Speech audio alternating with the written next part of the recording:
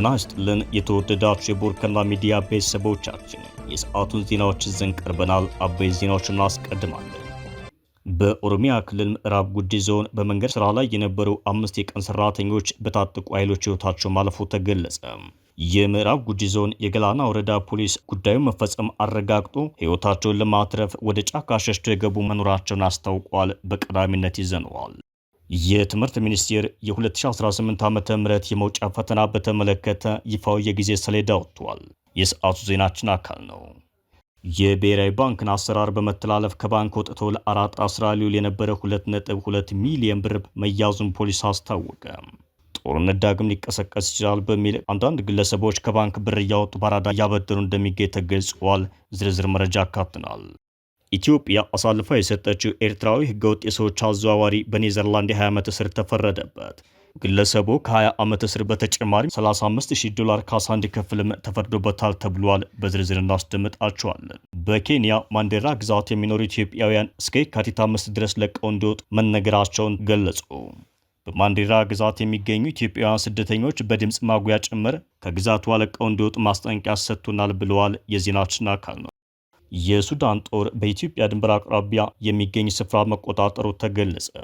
በጀነራል አብዱልፈታህ አልቡርሃን የሚመራው የሱዳን ጦር የፈጥኖ ድራሽ ኃይሉ ይጠቀምበታል ያለውን ግዛት መቆጣጠሩን በይፋ አስታውቋል። የዜናችን አካል ነው። ዜናዎቻችንን በዝርዝር ወደ እናንተ እናደርሳለን። በቅድሚያ በኦሮሚያ ክልል በመንገድ ስራ ላይ የነበሩ 5 ሰራተኞች በታጣቂ ኃይሎች መገደላቸው ተገለጸ። በኦሮሚያ ክልል ምዕራብ ጉጂ ዞን ገላና ወረዳ ነዋሪዎች ከሰሞኑ በወረዳው ሻሞሌ ሽዳ ተብሎ በሚጠራው አካባቢ በመንገድ ስራ ላይ የነበሩ 4 የጉልበት ሰራተኞች በታጠቁ ኃይሎች ድንገት በተፈጸመባቸው ጥቃት ህይወታቸው ማለፉ ተገልጿል። በጥይት ተመተው ጉዳት የደረሰባቸው መኖራቸውን በአጎራባች ደቡብ ኢትዮጵያ ክልል ኮሬ ዞን ኬሌ ሆስፒታል ተወስደው እንደነበርም አክለዋል። እንደ ነዋሪዎቹ ገለጻ ጥቃቱ የተፈጸመው በሻሞሌ ሽዳ በጎርፍ ሙላት ብልሽት ላጋጠመ ድልድይ የጥገና ስራ ላይ በተሰማሩ የጉልበት ሰራተኞች ላይ ነው። ከሞቱትና ተጎድተው ወደ ሆስፒታል ከተወሰዱት በተጨማሪም ህይወታቸውን ለማትረፍ ሸሽተው በየጫካው የተበተኑ እንደነበሩም ተገልጿል። አብዛኛዎቹ የጉልበት ሰራተኞች በቅርበት አውቃቸው ያሉት አንድ የገላና ወረዳ ነዋሪ አብዛኛዎቹ ቡሌ ሆራን ጨምሮ ከተለያዩ ሀገራችን አካባቢዎች ለጉልበት ስራ በሚል ወደ ስፍራ የመጡ የቀን ሰራተኞች ናቸው። የተገደሉትን ለመለየት አልቻልንም ብለዋል። ጥቃቱ በተፈጸመበት ስፍራ 4 የጉልበት ሰራተኞች ወዲያውኑ ህይወታቸው ሲያልፍ ጉዳት ደርሶባቸው ወደ ኬሌ የመጀመሪያ ደረጃ ሆስፒታል ከተወሰዱ 3 ቁስለኞች የአንዱ ህይወት ማለፉን መስማታቸውን ተናግረዋል። የምዕራብ ጉጂ ዞን የገላና ወረዳ ፖሊስ አዛዥ ኢንስፔክተር ባራቁ ሃንቆ ጥቃት ስለመፈጸሙ ገልጸው ግዳጅ ላይ በመሆናቸው ሌላ ማብራሪያ ከመስጠት ተቆጥበዋል። ተጎጂዎች እየታከሙበት ነው ከተባለው የደቡብ ኢትዮጵያ ክልል ኮሬ ዞን ኬሌ የመጀመሪያ ደረጃ ሆስፒታል 3 ተጎጂዎች ወደ ሆስፒታሉ ከመጡ በኋላ የአንዱ ህይወት ማለፉንና 2 ተጎጂዎች በአሁኑ ሰዓት በሆስፒታሉ ሕክምና ላይ መሆናቸውን አስታውቀዋል። የምዕራብ ጉጂ ዞን ፖሊስና የገላና ወረዳ አስተዳደር ከጥቃቱ ጋር በተያያዘ ተጨማሪ መረጃ ለመስጠት ፈቃደኛ አልሆኑም ነው የተባለው። የትምህርት ሚኒስቴር የመውጫ ፈተናን በተመለከተ ትክክለኛ ይፋዊ የጊዜ ሰሌዳ ወጥቷል። የ2018 ዓ.ም አጋማሽ ዓመት የመውጫ ፈተና ወይም ኤግዚት ኤግዛም ከየካቲት 16 እስከ 27 2018 ዓ.ም ይሰጣል ተብሏል። የቅድመ ምረቃ ፕሮግራም የመውጫ ፈተና ከየካቲት 16 ቀን 2018 ዓ.ም ጀምሮ እንደሚሰጥ ትምህርት ሚኒስቴር ለከፍተኛ ትምህርት ተቋማት በላከው መረጃ ገልጿል ተብሏል። የፈተና መርሃ ግብሩን ትክክለኛነትና ለዩኒቨርሲቲዎች መድረሱ ተረጋግጧል። በመሆኑም 2018 ዓ.ም ግማሽ ዓመት የመውጫ ፈተና እጩ ተፈታኞች የጊዜ ሰሌዳውን አውቃቸው አስፈላጊውን ዝግጅት እንዲታደርጉ ነው የተባለው። እነ ክርስቲያን ታደለና አቶ ዮሐንስ ቦያለው በነፃ እንዲሰናበቱ ጠየቁ። የሽብር ወንጀል ተከሳሾቹ የህዝብ ተወካዮች ምክር ቤት አባሉ አቶ ክርስቲያን ታደለና የአማራ ክልል ምክር ቤት አባሉ አቶ ዮሐንስ ቦያለው ያለመከሰስ መብታቸው ከህግ ውጭ መነሳቱን ለፍርድ ቤት አስረድተዋል።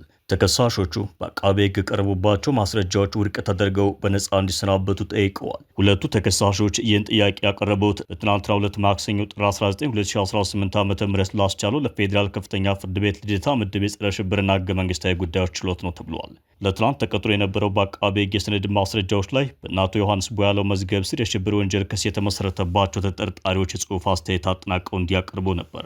ተከሳሾቹ አስተያየታቸውን እንዲያቀርቡ መጀመሪያ ቀጠሮ ተሰጥቷቸው የነበረው ከአንድ ሳምንት በፊት በተካሄደው ችሎት ነበር።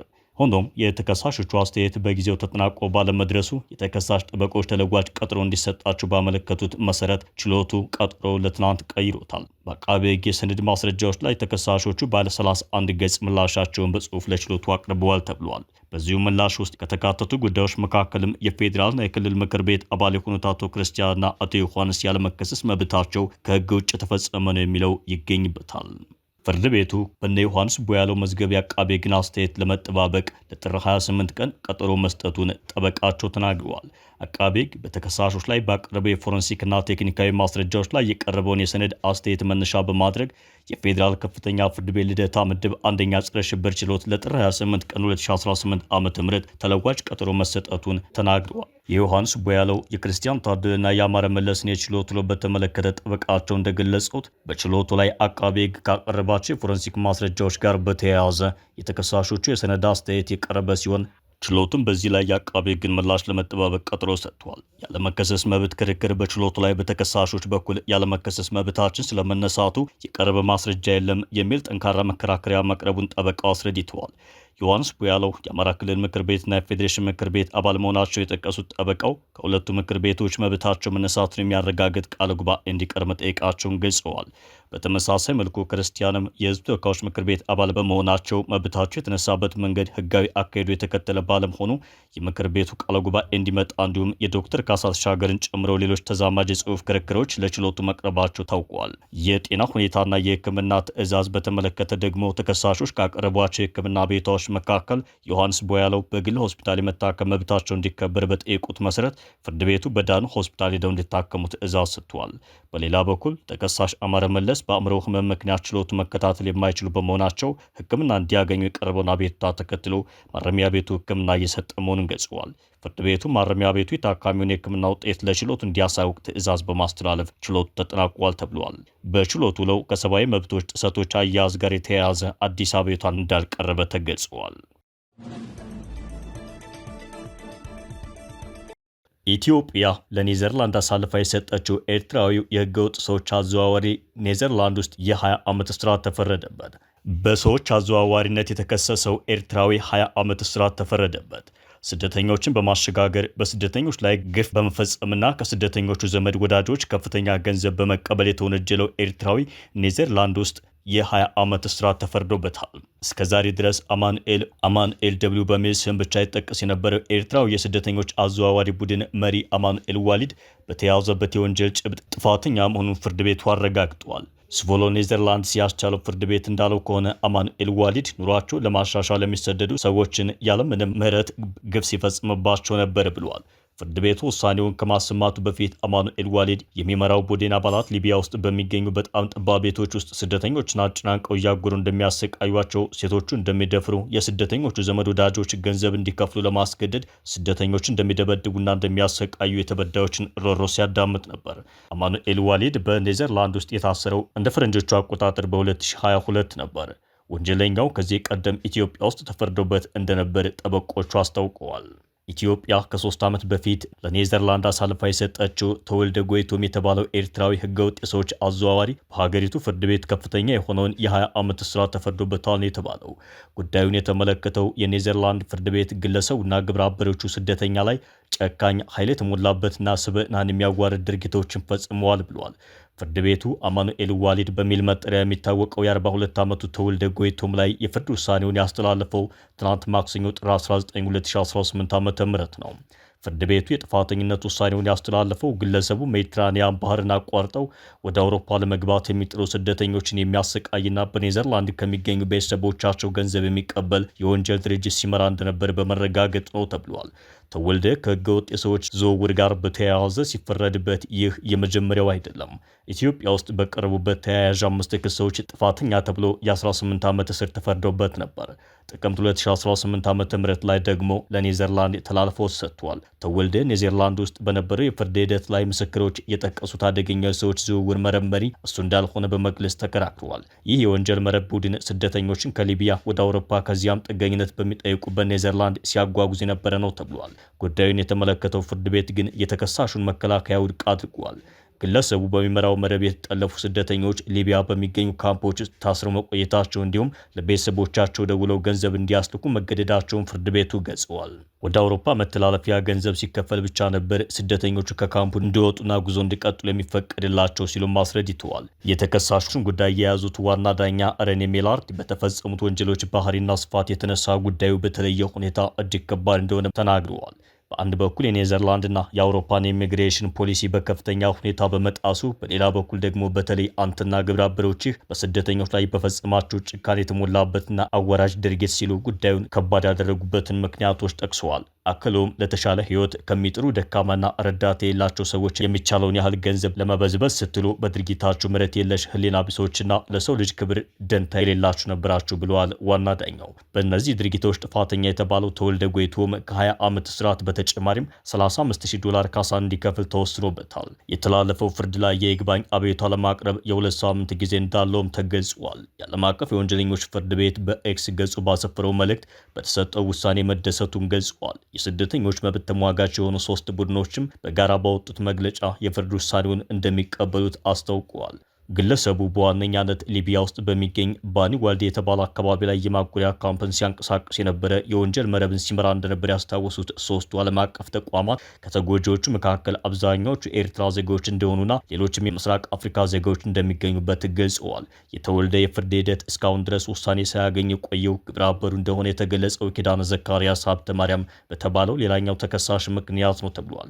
ኪዳነ ዘካርያስ ሀብተ ማርያም ኢትዮጵያ ውስጥ የፍርድ ሂደቱ እየታየ በነበረበት ወቅት ከሀገር ወጥቶ ነበር። ይሁን እንጂ ኢትዮጵያ ውስጥ በህገወጥ የሰዎች ዝውውር ወንጀል በሌለበት የዕድሜ ልክ እስራት ተፈርዶበታል።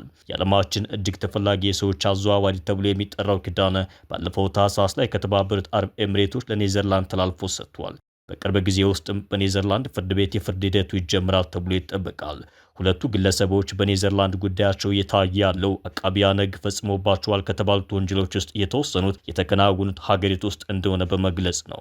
በተለይም በኔዘርላንድ የሚኖሩ ስደተኞች ዘመዶች በእነዚህ አዘዋዋሪዎች ከፍተኛ ገንዘብ እንዲከፍሉ ሲገደዱ እንደነበር አቃቢያነ ሕግ ተናግረዋል። የተወልደ ጠበቆች በበኩላቸው ጉዳዩ ከኔዘርላንድ ጋር ግልጽ የሆነ የወንጀል ግንኙነት የለውም በማለት ተከራክረዋል።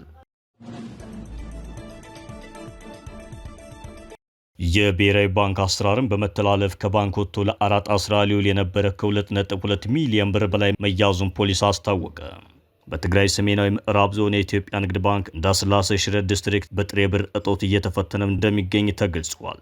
በከተማዋ የሚገኙ ኤቲኤም ማሽኖች በጥሬ ብር እጥረት ከስራ ውጭ ከሆኑ በርካታ ቀናት ተቆጥረዋል ነው የተባለው። የዲስትሪክቱ ደንበኞች ገንዘብ ለማውጣት ወደ ባንክ ሲገቡ የሚፈቀድላቸው ብር 2000 እንደሆነ ተናግረዋል። በመቀሌ የሚገኙ ንግድ ባንክ ቅርንጫፎችም ለአንድ ጊዜ የሚፈቀደው የጥሬ ገንዘቦች ከ50 ሺህ ብር ወደ 10 ሺህ ብር ዝቅ ተደርጓል። በተለያዩ መንገዶች ከባንክ ወጥቶ በግለሰቦች እጅ ከሚገኝ በቢሊዮኖች የሚገመት ብር ከሂሳብ ወደ ሂሳብ አዙረው ካሽ ለመቀበል እስከ 5% ኮሚሽን እንደሚጠይቁ ተናግረዋል። በእንዳስላሴ ሽረ ዲስትሪክት ስር የሚገኙ የኢትዮጵያ ንግድ ባንክ ቅርንጫፎች አሁን ዋና ስራቸው ከሂሳብ ወደ ሂሳብ ማዘዋወር ብቻ ሆኗል በማለት አስተያየት ሰጪዎቹ ተናግረዋል። ይህ በእንዲህ እንዳለ የዞኑ ፖሊስ የባንክ አሰራር ከሚፈቅደው ውጭ ወጥቶ ለህገ ወጥ የአራጣ ስራ ሊውል የታሰበ ከ2.2 ሚሊዮን ብር በላይ ጥሬ ገንዘብ እጅ ከፍንጅ መያዙን የዞኑ ፖሊስ አስታውቋል። የዞኑ ፖሊስ በሰጠው ቃል ጥር 14 በከተማዋ ቀበሌ 04 ጥሬ ገንዘብ ከባንክ ውጭ አድርጎ በማከማቸት ከ3 እስከ 5% ኮሚሽን በማስከፈል የአራጣ ስራ ሲያከናውን የተገኘ ግለሰብ ከነ ኤግዚቢቱ በቁጥጥር ስር ውሏል የተባለው።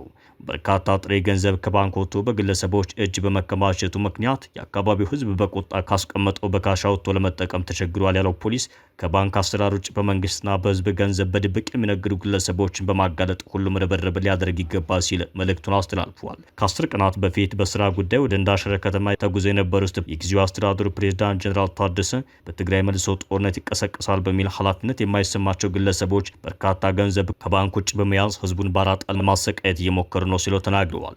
ከባንኮች ውጭ በርካታ ገንዘብ እንደሚንቀሳቀስ እናውቃለን። ጦርነት መልሶ ይጀምራል በሚል ገንዘብ ከባንክ ውጭ በማስቀመጥ በአራጣ ህዝቡን ለመበዝበዝ የሚደረግ ሙከራ እንዳለ መረጃው አለን።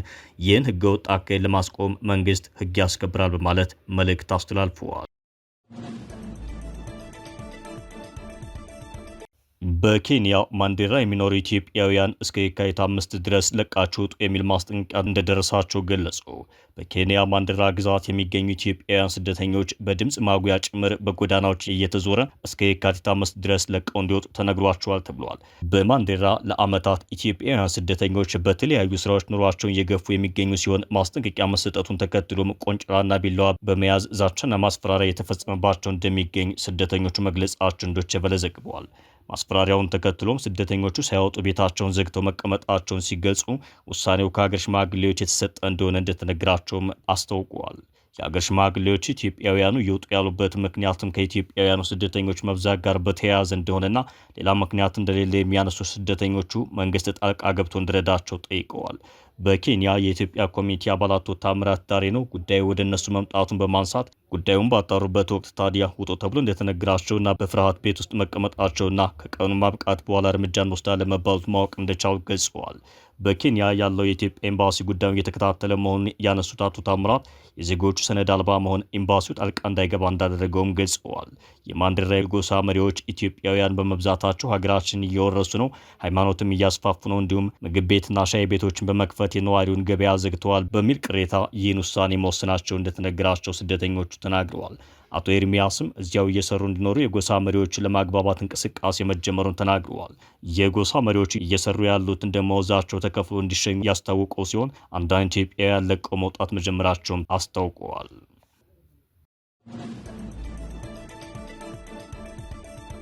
ድንበር አቅራቢያ በብሉ ናይል ግዛት የሚገኘውን የአልሲሊክ አካባቢ ከፈጥኖ ደራሽ ኃይሉ መቆጣጠሩ ተገልጿል። የሱዳን ጦር አካባቢውን ለመቆጣጠር በተደረገው ውጊያ በፈጥኖ ደራሽ ኃይሉ ተዋጊዎችና በአጋሩ የሱዳን ሕዝብ ነጻነት እንቅስቃሴ በሰሜን ላይ ከባድ ኪሳራ ደርሷል ብሏል። የሱዳን ሕዝብ የነጻነት እንቅስቃሴ በሰሜን የደቡብ ኮርዶፋና ብሉ ናይል አካባቢዎች ራስ ገዝ እንዲሆኑ ከ2011 ጀምሮ እየተዋጋ ያለ ነው።